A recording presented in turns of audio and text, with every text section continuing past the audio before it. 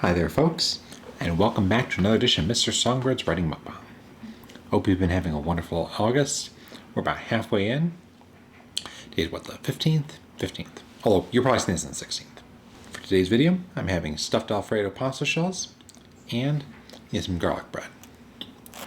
You ready? Let's get started.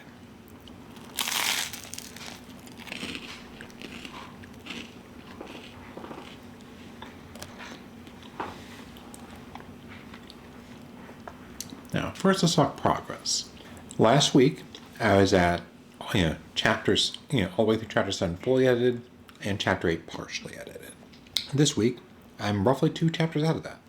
I'm now about, call it 2/3 of the way done with chapter 8 and 10, while chapters 8 and 9 are completely finished in the editing process.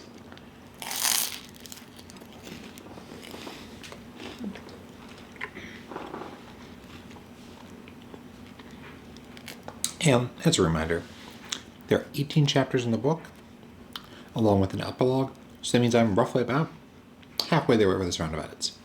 Yay! This is actually better than I was hoping for. Like, I figured it might be, I might have, because I started a little bit, well ahead on chapter 6. I figured maybe it'd slow down, but if anything, it's speeding up a little bit.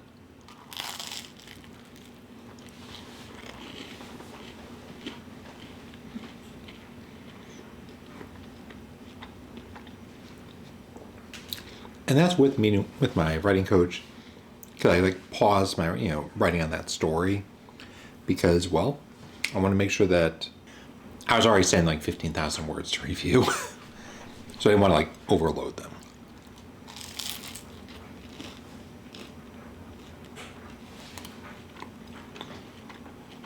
Now, other good news. At this point, this story is at the same, and relative to the same point it was in the editing process last story. It's doing, better. Basically, the writing itself is stronger overall. The plot is stronger. At least in my opinion, my writing coach's opinion. Last time we spoke, I was hoping to have the editing process finished by the end of October, for all edits, and go and publish them.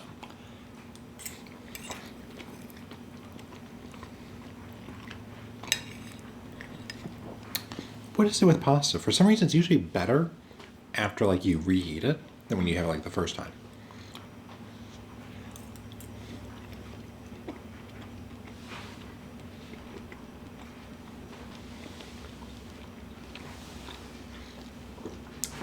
Unfortunately, my goal of being finished before NaNoWriMo might be a little bit unrealistic. It is possible I did a full-on sprint to the finish kind of thing, but it's more likely that if I go that route, not only is burnout very possible, but what I found is it's very easy for me to start taking shortcuts. And not the good kind of shortcuts, the kind where I don't really want to go through this scene. Okay, this looks okay, let's go on to the next scene.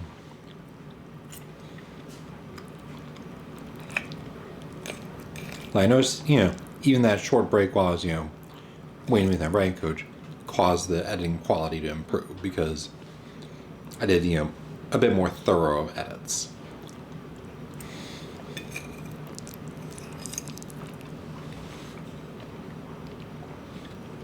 It is definitely possible that the story will be finished by the end of the year, just not before NaNoWriMo, which I'm definitely thinking about trying to get on this year.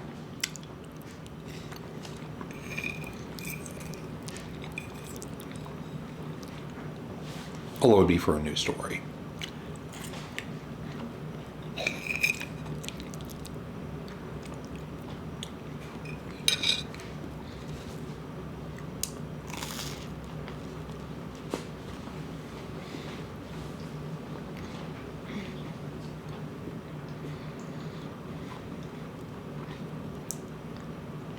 This is definitely good garlic bread.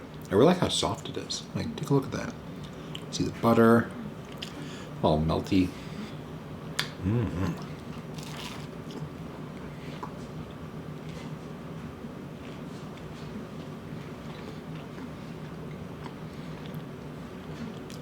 basically, I can definitely see significant improvements in not just like the plot and stuff, but the overall quality of the writing compared to where I was at this point in the first story. And in general, like, I think that maybe the story won't be as good. And it's possible, that the story won't be as good. Like, what's it saying? Like, sequels generally don't do too well unless you're like Star Trek. I think that at least as far as grammar, quality of writing, etc., it will be better overall compared to the first book.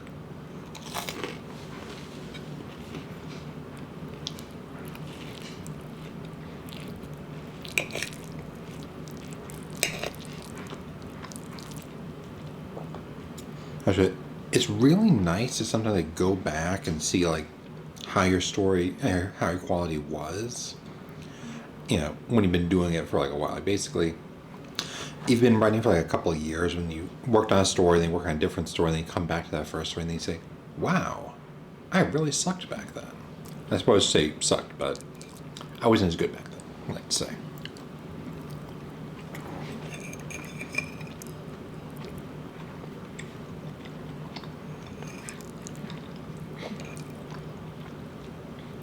I also got an interesting comment from one of the watchers, one of my subscribers I wanted to reply to, because I've got a Q&A coming up, but that's not going to be until the end of this, basically until at least September. I've already filmed it.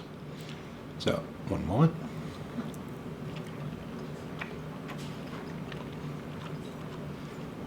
Now this is from Anonymity 7322. I am thinking about reading your book, and I was reading the reviews on Amazon. People generally enjoyed it, but there were some negative reviews left. Do you read those and consider them? Do you find you learn anything from the negative reviews? Why did you choose to self-publish your book instead of going through the publishing process? Sorry for the questions. When it comes to books and writers, I get very curious about how their mind works. Plus, as a freelance editor. First, major kudos for freelance editing. I've had a freelance editor go over like my stories before, and my writing coach as well. Like basically, it's definitely good to have someone who knows the field, knows the let's say the writing process. Take some time to review your story, because what's saying, an extra set of eyes is always welcome, but especially when someone who knows how to make it higher quality. It's much easier to say I don't like X than to say you did X, Y, and Y and Z. X would be way better.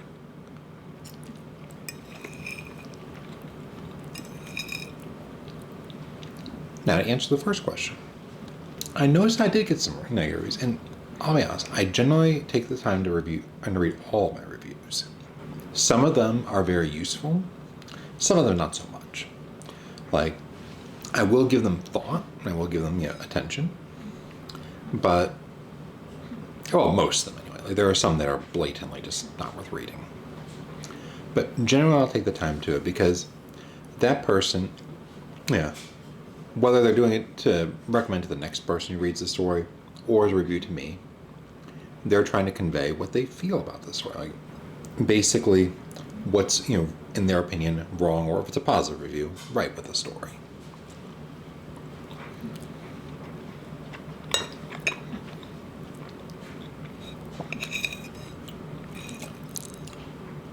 Now, some of it was fully intentional. Like, basically, some of the comments about Rian, his character, are true, and that's intentional. This is the first book. He is, supposed to grow from this point. We're not starting with a character who is, a great hero at the beginning. We're working our way up there.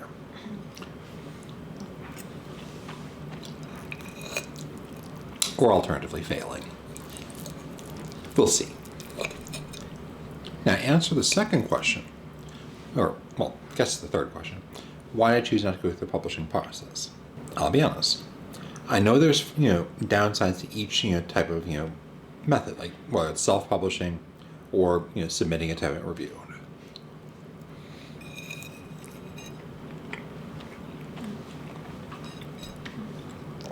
And my opinion is generally, at least for me, I'm not too much of a fan of the overall, straight up regular publishing process.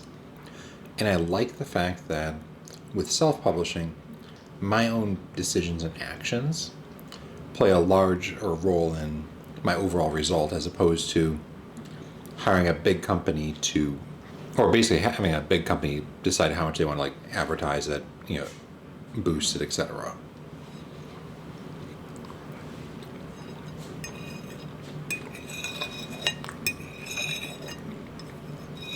Although I will not claim to be on, the writer's, level, I'll simply say this. The original, Harry Potter book, Harry Potter and the Philosopher's Stone or Sorcerer's Stone, depending on which localization you're with, was rejected by, from my recollection, 9 different publishing houses. If, the writer had chosen to stop at rejection number 9, we would never have read the story of Harry Potter. So I'd rather be judged by the, basically, the readers as a whole, as opposed to one, how should I put it? Is it, and do they call it an editor for the one who, like, agent, I guess it might be. Or, what I'm saying, basically one publishing house, if that makes sense.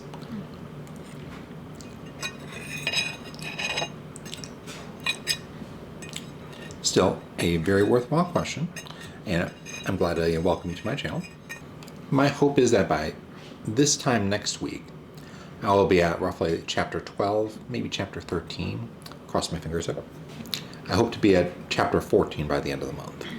Who knows, maybe I'll even get to chapter 15. With that, I'd only have 3 chapters left before the end of the story. Well, not the end of the story, the end of the book. Now, that's all the time we have for today's video. I'm going to pop out. I'll see you next time. Please be sure to click the red button down below to subscribe to the channel, hit the bell for notifications. I'll see you folks next time. This is Charles, signing off. Bye, birdies.